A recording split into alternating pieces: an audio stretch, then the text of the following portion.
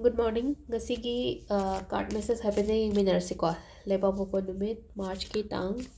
kunga nipan ko. Ado ahamada card ki message yengase adugi matungda timing Afaba ai haipetang share tawjrage ko. Ado ngasai leba popo ibanina haidi Machu se akoina setpa yaba se angangba gumba setpa yai ko. Numit ki oina color hara agadi red color gumba kai gumba use to bibe ko.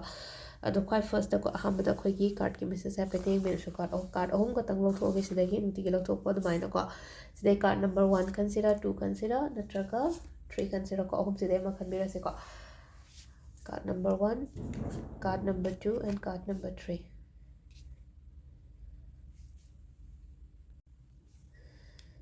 ahamba ani shuba ahum suba ko ahamba gi se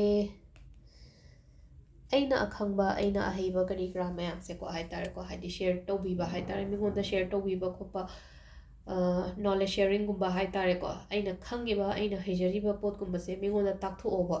aduga nangna mingonda ta agadi haide nongonda amoin afaba lakpodo adumaina oigani ko haidi nga khoi first ki card se ko ado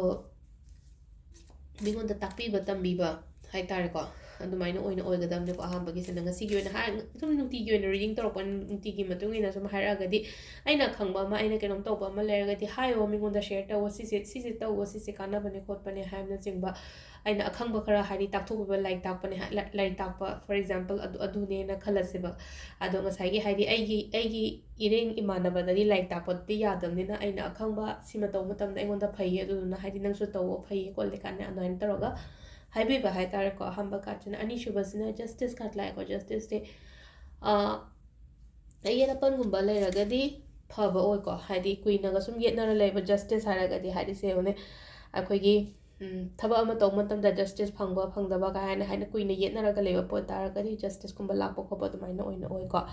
aduga ahum subagi sina 9 of swords ana lai ko 9 of swords ya ziga wa hadi wakhan je yam nuai taba khotaba dumaina khatanga dum lai ko aduduna खंजनगनो याम का है खंजनगनो हारगदी सिदा हाय तारको हादी वखन फत्तब खल्लगा हादी करिया फबो ओइरक्तोरिगे अदुना यारिंगे हादी फत्तब खल्लगा मतंदे ए खन्या देखो सिसे अदुना हादी अफबो ओइना खनगे को हादी फत्तब खल्लगदी फत्तब ओइना मैनिफेस्ट तौरगा लापदो खोगी लाइफ से अट्रैक्ट तौरपदो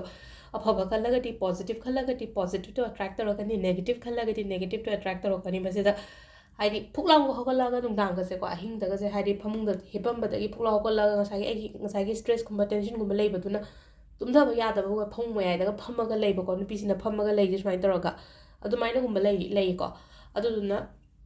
खनगनो चलहनबिगो को हाइदी नुआइतबा लेरगदी लेट गो तोहनगिबा रिलीज तोहनगिबा आई इशादगी हाइदी नेगेटिविटी मयाम से को अदुमाइना ओइना ओइरेको सिगी कार्ड के मेसेज सेना अदुगा अमन अफबा टाइमिंग से को अयुकी पुंग 9 मिनिट 30 दगिना 12 मिनिट 52 फाउम लेरे अदगी 2 मिनिट 13 दगिना 3 मिनिट 53 फाउम लेरे को अदगी 3 मिनिट 53 दगिना नुंदा वरमगी को सिना 3 मिनिट 53 दगिना 9 मिनिट 13 फाउम लेरे अदगी नुंदांगा थेंगबैना 9 मिनिट 58 दगी पुंग 2 मिनिट 13 फाउम लेरे को अदुसिदा लेरे ngasiगी अखोगी कार्ड की मेसेज अदुगा टाइमिंग अफबा से को मैम थैंक यू